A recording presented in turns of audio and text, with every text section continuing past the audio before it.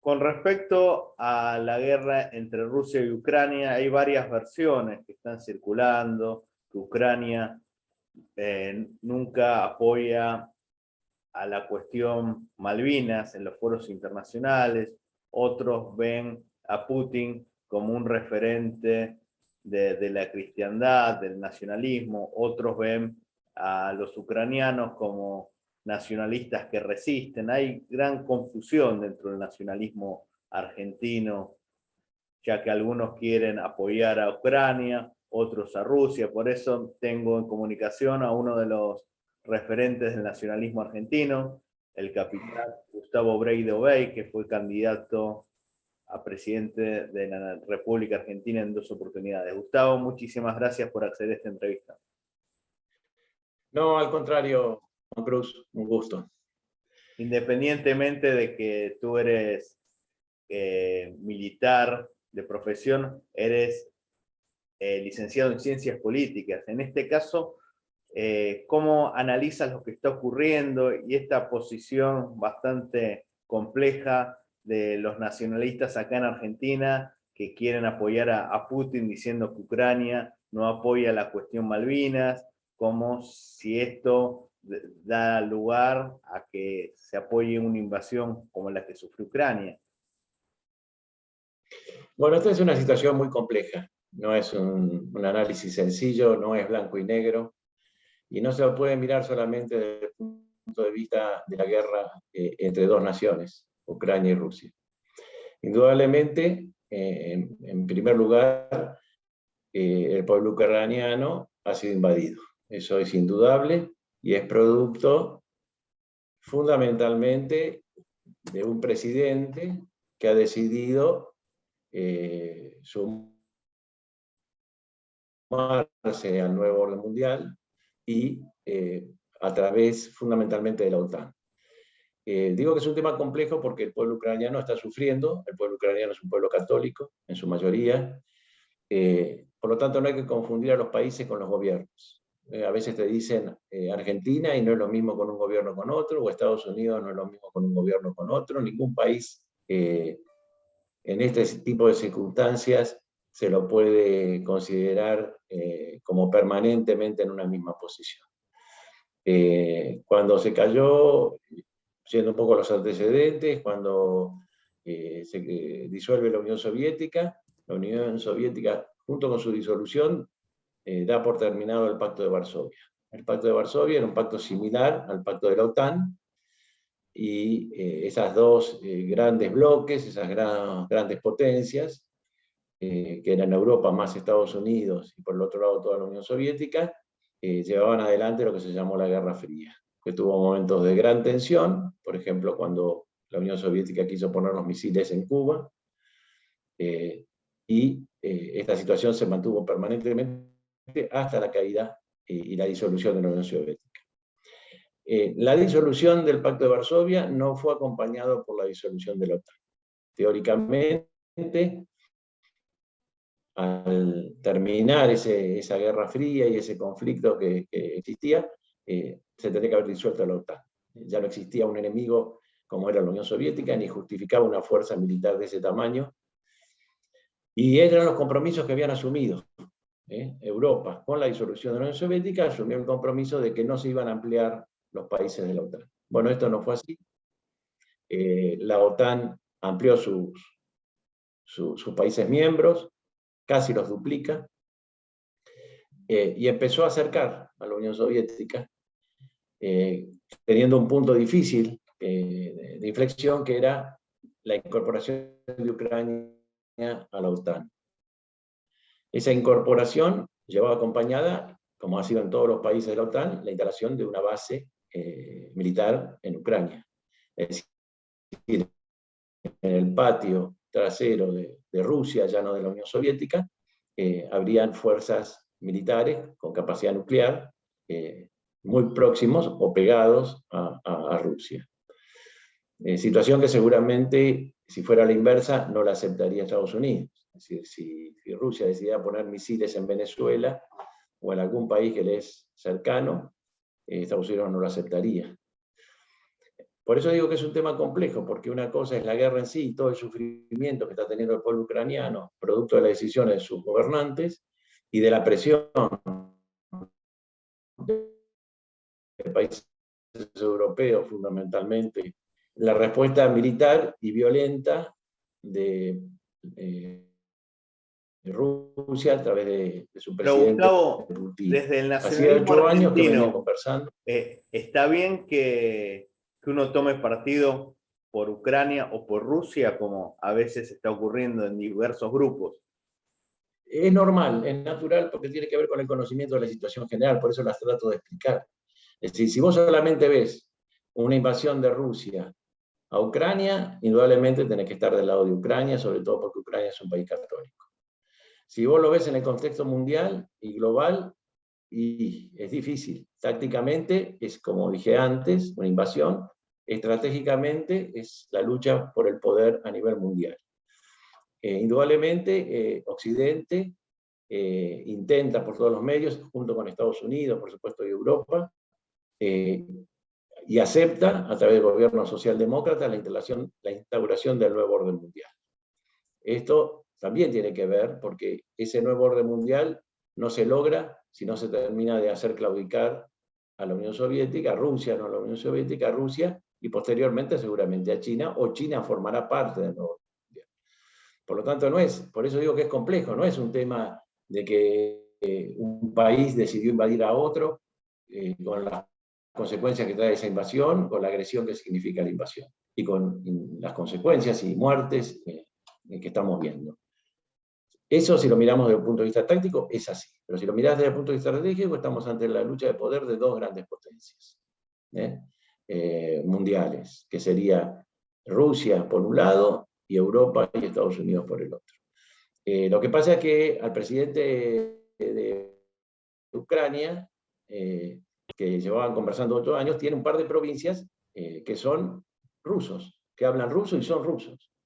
Bueno, a eso los tienen como separatistas y los han estado combatiendo estos últimos años, fieramente.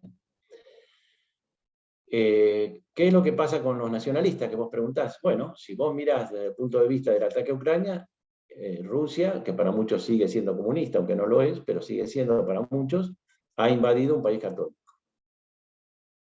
Y si lo mirás desde el otro punto de vista, Rusia es el país que a través de su presidente se está oponiendo a la globalización y al nuevo orden mundial y a las políticas que acompañan este nuevo orden mundial, que tiene que ver con la destrucción de la religión católica y el cristianismo, con todo el tema de género, con todo el tema, los avances con el aborto, con el matrimonio homosexual, con el LGTB, todo eso que en Occidente se está consolidando de a poco en la mayoría de los países, y hasta los que están en desacuerdo son atacados y oprobiados.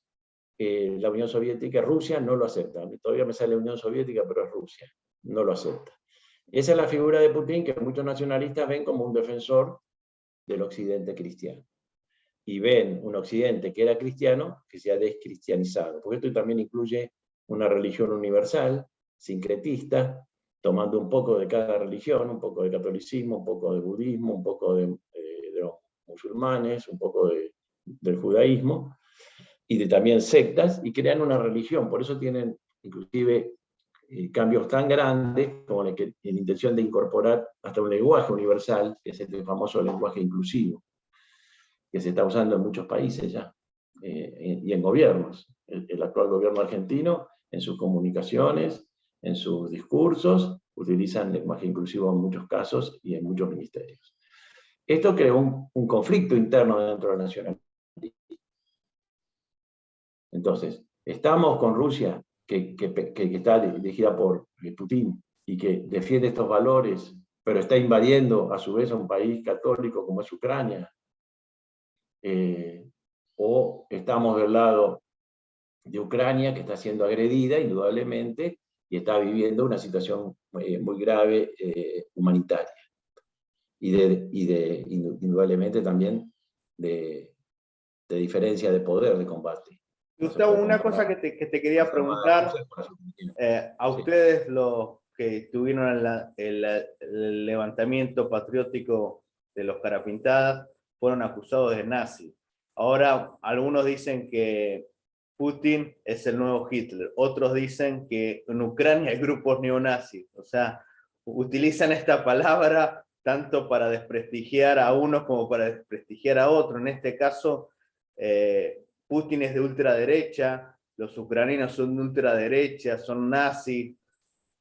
Es el mismo calificativo que le pusieron ustedes. ¿Por qué surge esta confusión? Porque la palabra nazi o fascismo hoy es un insulto, no es una ideología. Es decir, políticamente, desde el punto de vista de las ciencias políticas, son ideologías. Cuestionables, no cuestionables, eso es una decisión individual de cada persona de acuerdo a lo que piensa. Pero indudablemente esto se ha transformado en el transcurso del tiempo en un insulto. Entonces, nosotros vemos gente del gobierno actual en Argentina, para tener un ejemplo chico, que a los del PRO los llama fascistas, los del PRO los llama comunistas a los del Frente de Todos. En realidad estamos viviendo un cambio muy grande de paradigmas. El comunismo se ha transformado en socialismo. Lo que en Europa fue el eurocomunismo y terminó siendo socialismo. Entonces, lo que nosotros estamos presenciando en toda Europa y en gran parte de Latinoamérica y en parte de Estados Unidos con este gobierno demócrata, es un socialismo que se ha unido en cierta medida al capitalismo, porque son países capitalistas en lo económico, pero políticamente socialistas, y que a su vez han hecho alianzas con sectores de poder muy fuertes, de la tecnología, de los medios de comunicación, del Internet, y es que son los reales gobernantes del mundo. No gobiernan los países, no, Estados Unidos no hace lo que quiere, Rusia es más independiente en cierta medida, Europa no, está controlada por estos tipos de gobiernos socialdemócratas, que son liberales en algunos aspectos, pero el mejor régimen de imposición política es el comunista. Por eso ellos no miran con tanto desdén a China, porque el régimen chino es un éxito, 70 años de controlar 1.400 millones de habitantes. Entonces estos poderosos del mundo, que tienen nombre y apellido, y que antes se los representaba solamente con el sector financiero mundial, pero ahora se le han sumado sectores tecnológicos y de los medios de comunicación, son los verdaderos amos del mundo. Y esa gente no tiene una ideología, sino que busca la mejor ideología para dominar y para controlar. Indudablemente, desde el punto de vista político, el comunismo, para dominar a la gente, es el mejor régimen. La democracia no les gusta. ¿Por qué? Porque les puede aparecer un presidente que no les guste, como puede haber sido estos 4 años anteriores Trump, porque puede aparecer un presidente que no acepte incorporarse al nuevo orden mundial, como está haciendo el gobierno de Polonia, que no acepta las condiciones del nuevo orden, sobre todo en todo lo que tiene que ver con la descristianización de Occidente, la pérdida de los valores morales, la destrucción de la familia, la incorporación de este tema del feminismo, que en realidad bastardea a la mujer, porque aparecen los LGTB como si fueran las mujeres argentinas, si no son. Y se vio ayer en la plaza o anteayer en la plaza, donde mujeres que quisieron ir a la marcha porque están de acuerdo con el Día de la Mujer, fueron agredidas porque no compartían la ideología de las organizadoras, que eran verdes, y que denostan e insultan. Entre esos insultos, cuando uno dice que está en contra del aborto, a favor de la familia, a favor de la religión, de la patria, de las tradiciones, le dicen fascista.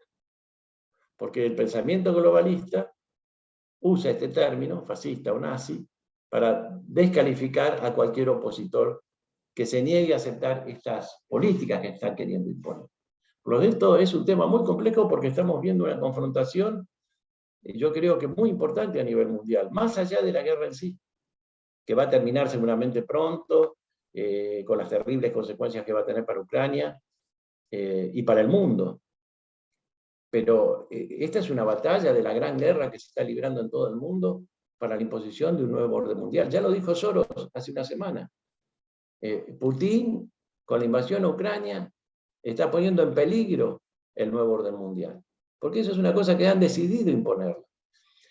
Al presidente de Ucrania subió al poder después de haber habido antes un derrocamiento del presidente que estaba, por un golpe de Estado, y George Soros se vanagloria de haberlo sido uno de los que lo puso a través de su fundación, que tanto daño hace en todo el mundo, propulsora en la Argentina y en toda Latinoamérica y en Europa del nuevo orden mundial y del aborto y de todo esto que estuve diciendo antes. Entonces estamos presenciando un conflicto muchísimo más grande que la guerra ruso-ucraniana, mucho más grande. Se está decidiendo un poco cómo se va a configurar el mundo después de esta guerra. Si el nuevo orden va a vencer y va a lograr imponerse. Esto ha permitido un reflote de la OTAN, por ejemplo. La OTAN estaba de capa caída porque no tenía adversario. Ahora, el manejo de los medios de prensa también confunde mucho. Simultáneamente que Rusia estaba invadiendo Ucrania, Arabia Saudita estaba atacando Yemen, Israel estaba bombardeando Damasco y Estados Unidos estaba bombardeando Sudán.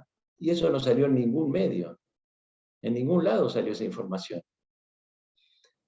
El otro día escuchaba a una periodista que decía que la invasión a Ucrania era la primera invasión que se producía después de la Segunda Guerra Mundial. Es absolutamente falso.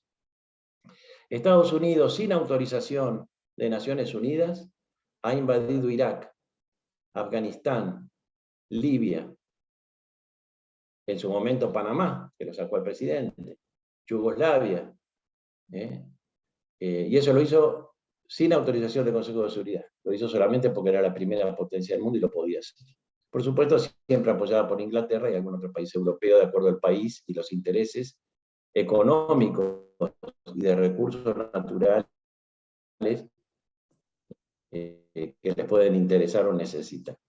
Por lo tanto, la situación, vuelvo a repetir, es compleja.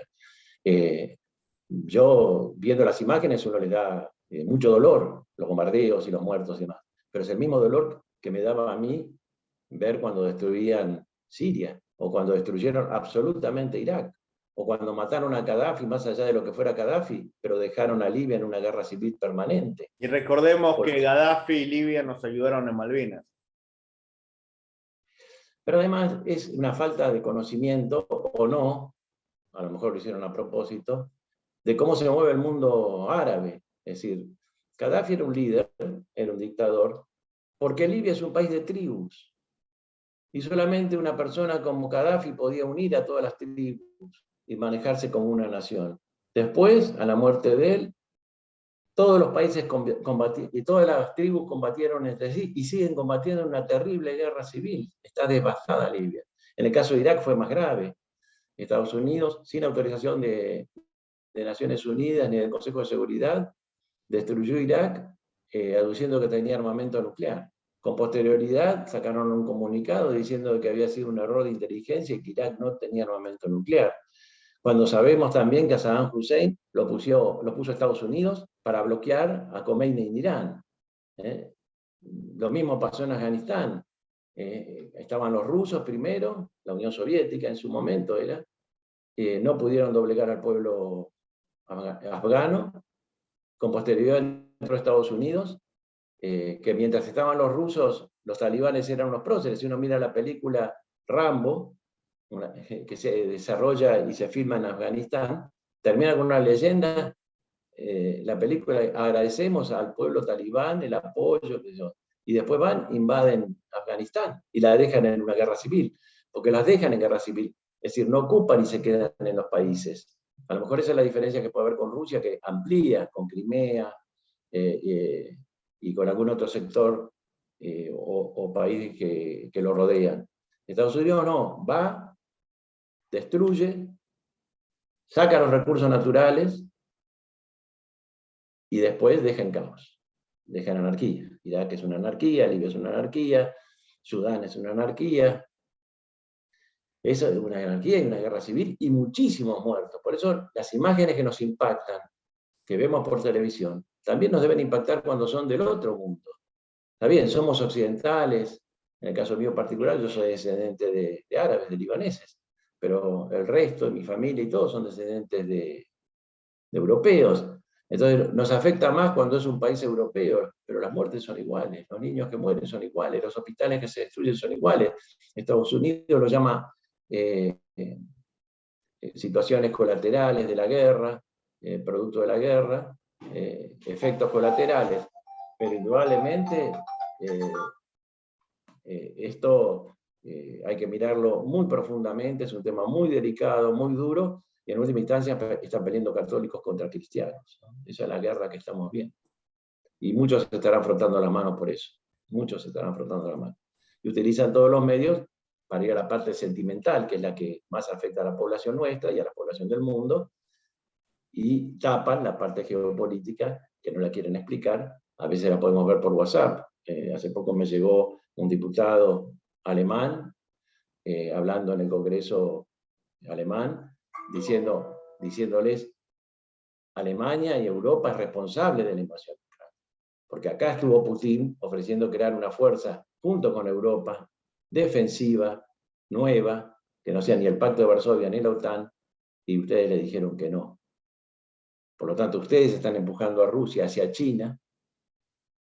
Y bueno, y después está la teoría que después de Rusia, si fracasa Rusia y cae Rusia, viene China.